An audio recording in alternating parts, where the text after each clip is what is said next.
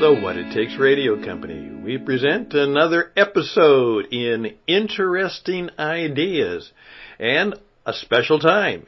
This is now the Transformation Project. And today, here we go. Don't use type or talk.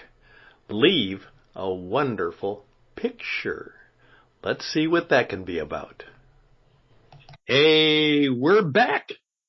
That's right. Another interesting ideas. Our job is to try and help you find ways to be a little more interesting. And we want you to do that. We want people sometimes to wonder just a little bit about you. How do you know all this stuff?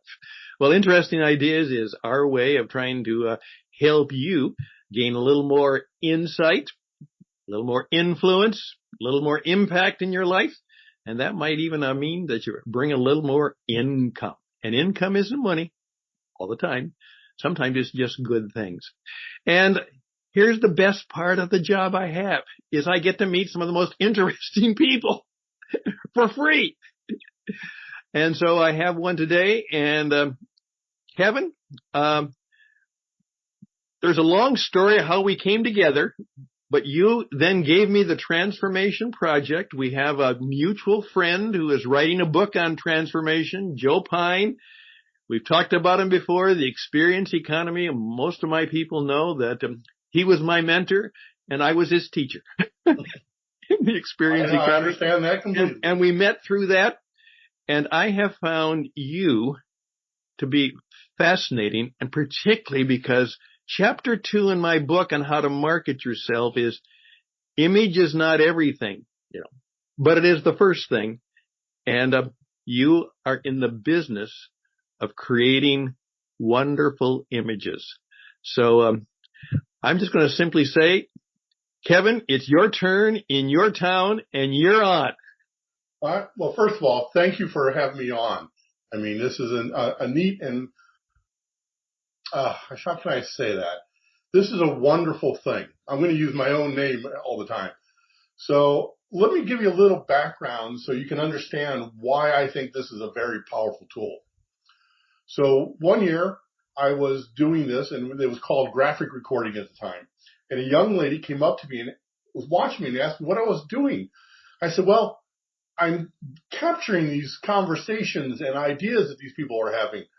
She goes, well, what do you call this? I said, well, they call it graphic recording. She goes, no, I think you're doing something more than that. You're putting context to this. You're actually translating what they're saying.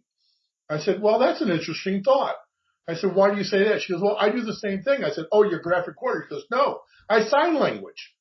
I translate the spoken word into visual communication. And you're doing the same thing. So I took on the idea that she said, you're a visual translator. I said, I love that idea because that is what I'm doing. I'm trying to bring that idea up. So I started creating different ways of communicating. And as you talked about, we are both associated with one gentleman, and I have been doing his visuals for over 6 years to help him convey his story and his ideas. But the reason I got involved with this, and that's usually the biggest question, is what got you started? I found a lot of failure in people's attempts to gain goals. And if we're talking about transformation, we're talking about aspiration. How do you keep on track to obtain your aspirations? And one of the things is they don't have a map. They don't create something they can follow. I said, well, I can draw maps. I can create these wonderful visual maps to help them stay on track. So I started saying, okay, let's look at the end. Let's look at what your aspiration is. What do you want to become? And then work our way back. Just like you see the one behind me, it really talks about the steps, not to the aspiration, but milestones along the way that get you there. And that came part of it. And I found that to be work with businesses who want to not so much transform, but are trying to create their strategy, but they fail. It's because not everybody can see the same strategy. So that kind of started the whole thing. And this all came out of the recession. So it was kind of the perfect percolator. People are like, what are we going to do next? Well, let's look at what you're going to do next. Let's just see it. And that also kind of drove my motto or my creed, which is dream it, see it, so others can believe it and you can achieve it. Say it again. Okay.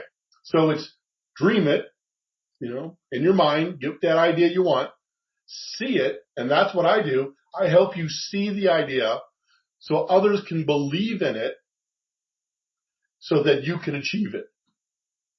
Bingo. So, and that's really what visual translation is all about, is getting the idea out so everybody can see the same thing. Because communicating with words and text alone, too much interpretation goes on in the other person's mind. They're associating their memories with what you're saying, and it may not even be aligned with what you're trying to do. So that's where miscommunication begins, or the lack of focus on that goal. We see this with corporate world, where one person comes in and goes, here's our strategy, and they talk about their strategy, and everybody at the table starts thinking about their own application to that. And they divert from the big goal, the corporate goal, the unified goal. Organizations like nonprofits who do not see where they're going get lost. I'm going to use a phrase, paraphrase something from Alice in Wonderland, from the Cheshire Cat, which I think is appropriate here. If you don't know where you're going, any path will get you there. That's correct. So I create a path so you know where you're going. Visual maps, big picture, whatever you want to call them, journey maps, they all mean the same thing. It means you have an artifact that you can follow and constantly check back to and go, oh, here's where I am now. This is what I need to do next.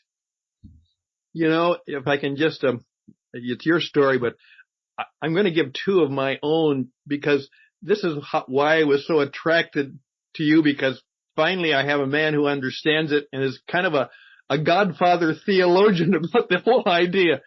I was working in a project with a lady. She is at Kansas State University or something like this, and it was about mentoring. And so together we created a little thing called the mentoring mission, which was to teach companies how to mentor their people. Mm-hmm. And I remember trying to pitch it to this guy, and he just said, I don't know. I went back to her and said, he's not getting it. And she said, let me try something. She said, I've got a good, one of my students is really a funny little artist, and I'll see if we can maybe make a logo. She found this kid. He did a little square, and there was a big stick figure and a little stick figure. And then it was called the mentoring mission. We showed it to the guy, and he says, well, now I get it. Now I see it. Now I see what you're trying to do. He said, you have a real company then. It was just a pitch, and he already gave us credit for being real. Yeah, I mean, and that old proverb, without a vision, people perish. Well, really, what it says is, if you can't see it, you get lost. Correct. I mean, why do architects build blueprints? Why do sailors have maps of the seas of navigation to show them the path where they're going? Yeah. In the business world, we forget we need maps. We need that documentation, that artifact that says, this is our mission, this is our goal. Everybody knows how they interact with each other then. Yeah. And that's really what this whole thing I created, Wonderment Studio, where I'm drawing, is all about. It's about helping others achieve what they want and desire, what their aspirations are, be it for business, for personal, or whatever it may be. Now, very kind of, Kevin and he did a favor for me, and he said, Stan, this idea of transformation, because we actually have worked for a mutual client. This is Joe Pine, who wants to do this kind of stuff. And so I said, come up with some ideas for transformation. Now, I'll tell you, this guy was terrible. You know why? All 6 of them were great. And I couldn't make up my mind. Usually, you can cross, oh, this, I don't want this one. This one, I don't want this one. Oh, well, maybe. And then you come down to about 2 or 3. No, all 6 of them. I said, these are really good. But I chose this one because it's a little more familiar. But tell the folks how you came up with that as a vision for transformation. So one of my practices is ask for 5 adjectives that you believe this to be the function of this process. Good assignment. Great assignment. What I get from that is I get a lot of what people conceive in their mind. Again, what I'm trying to do is bring out what's inside your head out so everybody can understand it. So some of the adjectives you use, and we won't share some of them, but one of the adjectives was this idea that was percolating of mastery, of creativity. And I thought, wow, who's the master of all creativity? In my mind, was Da Vinci. And if we're looking for transformation, he had a wonderful symbol, which is, of course, the man in the circle. Yes, right. In different positions. And I said, okay, well, let's make it a piece of stained glass. Let's make it like a medallion. So we can say, this is our goal. This is our achievement. And that glow is from the inside out. So the transformation project to me was already drawn many, many, many years ago. We just brought it back to life for a different Brought it back to life. And I love that expression because what I oftentimes say is all good, great stuff has probably been done before. We just forgot about it. And somebody has to go back and bring the legacy of what we have done before and put it before us again. Say, we're a member of the human race. We come from a good thing. But now we have the technology and new insights. Maybe we can improve on it a little bit, but we can't maybe create it. Maybe it's already been created. We just need to better understand it. Yeah. Yes. Let's not. I love the idea. And embrace our history so it can guide us to the future. Right. So. Okay, Kevin, this, like I said, please, my friends, you need this man. I oftentimes say, if you're trying to pitch something, even if it's an idea you're trying to, pitch to your colleagues. So you got a little memo, and you got this written out. Call Kevin or someone and spend the money to act, even for the idea, to get a picture of it on top of your little talking points. Yeah. And you are going to be way ahead in the competition of ideas if you have a picture to begin with. Yeah. It really does help explain the idea that words and text cannot do. That's right. Yeah. So, and it's all in one page. On one page, not a 4-page memo or a 10-page thing like that. And it brings it to life and color and boldness and brightness, and we can connect with it. Kevin, this has been wonderful. This has been we're kind of at our TED Talk limit. But I appreciate it very much. Well, first of all, tell me what wonderment means, okay? And then tell these fine people how they can experience the wonder of you. Okay, how to reach out to you. So as you asked, you said, why wonderment? And what kind of generated that was, I like forging wonder. I love the idea of using creativity to expand your thinking. Or in my world, I love doing it the Willy Wonka way. So that the logo is a nod to Willy Wonka. And so what I always love it. I help make the ordinary extraordinary. That's the Willy Wonka way. It sounds playful. It is. Because if we don't engage our play, we'll never achieve our goal. Say that again. If we do not engage play, we will never reach our goal. And there's a lot of reason play is powerful. So yes. Storytelling, play, all the things that they said were childish. Yeah, as the master teacher said, you got to become a child again. You do, and you have to think in that method, not think like a child, but think in the method of childness. Right. Yeah.